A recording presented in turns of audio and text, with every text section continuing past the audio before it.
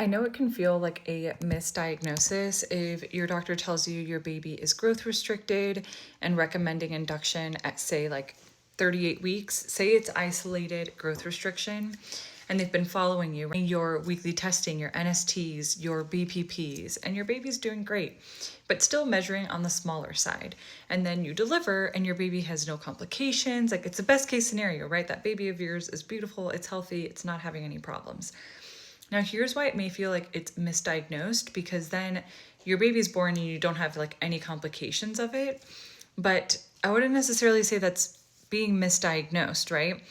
Here's our problem with growth restriction. We follow growth restriction, like I said in my last video, with ultrasound. That is the best thing we can do to measure how big the baby is. Now, is ultrasound perfect? No. It's not. And in the third trimester, the estimated fetal weight can be off by a significant amount. But ultrasound is the best modality that we have to test for growth restriction. That's why when we see growth restriction, it's not like we're quickly jumping to induction, having this baby and all this stuff. We measure the umbilical artery Dopplers, which we know can be affected in growth restricted babies. We look at the placenta, we look at the anatomy of the baby to see if there's anything else going on.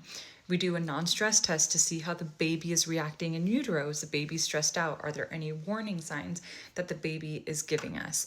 So we're looking at the amniotic fluid, right? Amniotic fluid can play a lot into growth restricted babies as well. Honestly, the best case scenario is that we end up with an induction and then your baby has no consequences, right? Like, we did all of the right things to the best of our ability, to the best of the toolbox that we can use, that we have in front of us as OBGYNs. And medicine is just not perfect. While that growth ultrasound may be off, you're still going to catch those babies that are truly growth restrictions and need additional help, and that their survival is going to be best if we induce or get delivered early.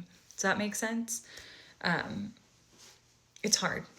We're doing the best we can with the resources that we have, and that's why I'm a huge advocate for always presenting all information to patients, and the patient decides, right? I present risks, benefits, recommendations from my experience, from my 12 years of schooling, and paint different scenarios of what would happen, and you as the patient get to decide. That's what it means to be a doctor. I know not all doctors practice like this. I'm well aware of that.